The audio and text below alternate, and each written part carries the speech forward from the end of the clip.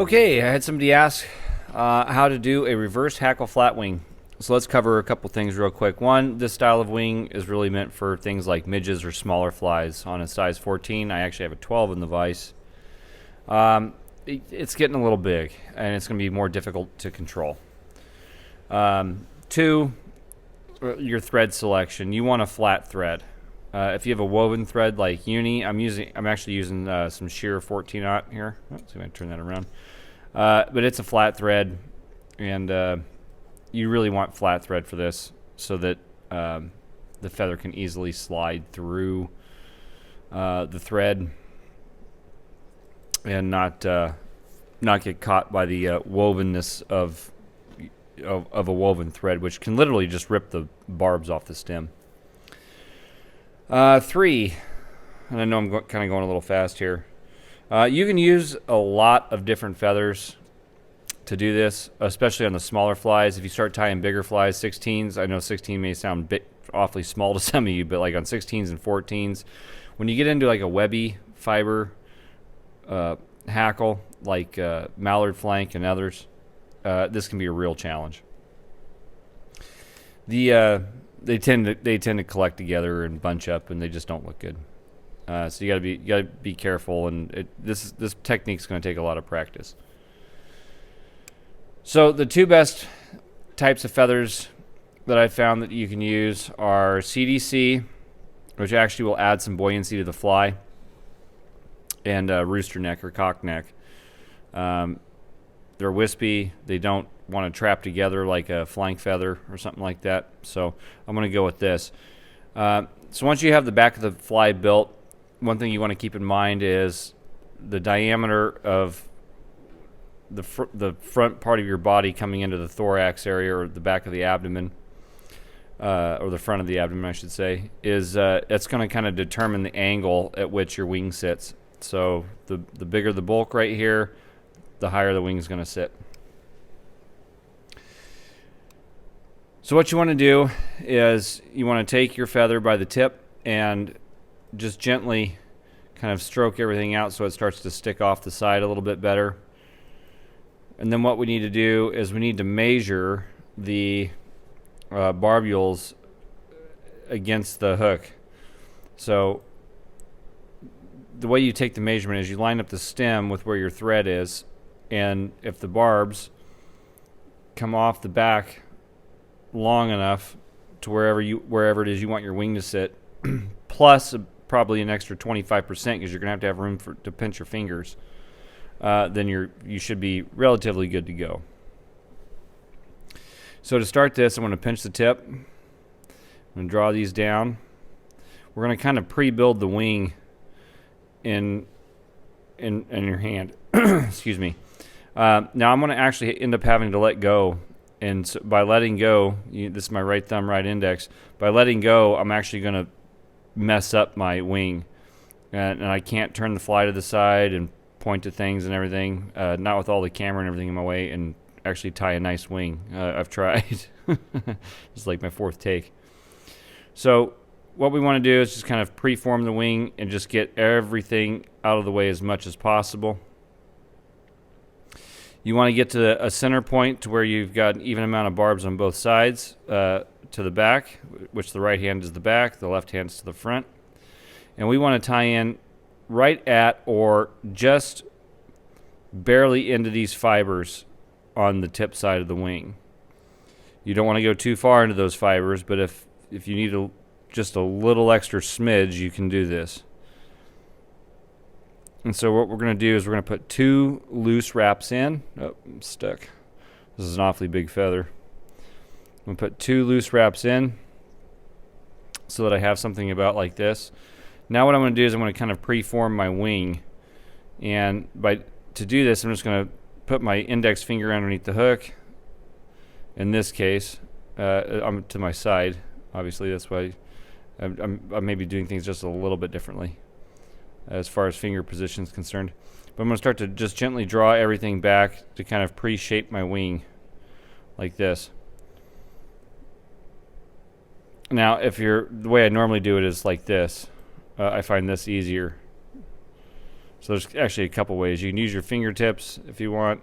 You can use the side of your finger and then your thumb to draw the wing out. So you've got something like this.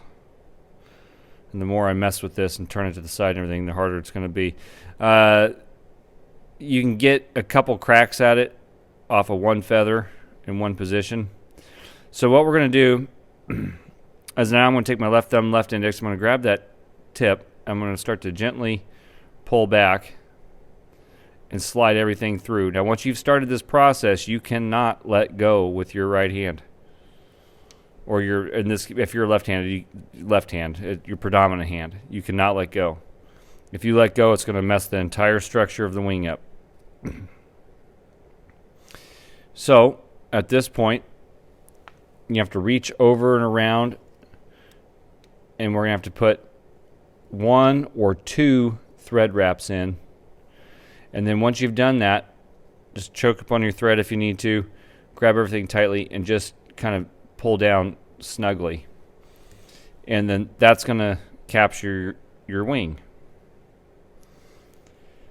If this doesn't fit the profile of your fly and you want it to expand a little bit,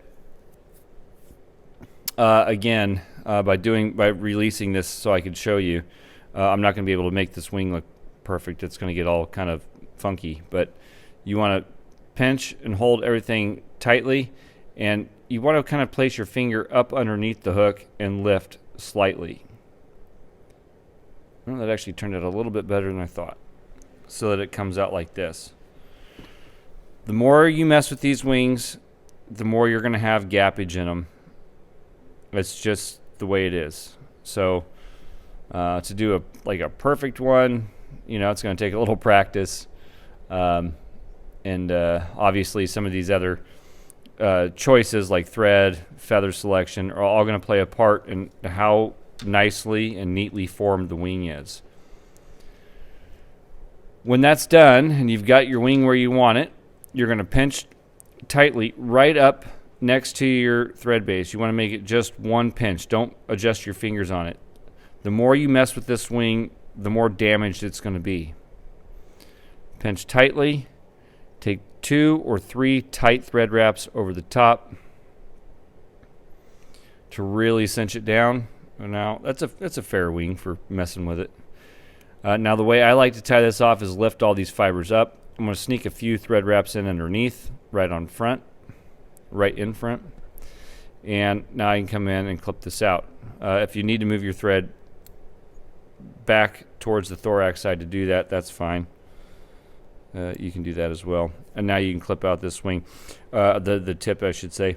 So when you clip this out, what you want to do is you want to leave just a little tiny bit of stem exposed.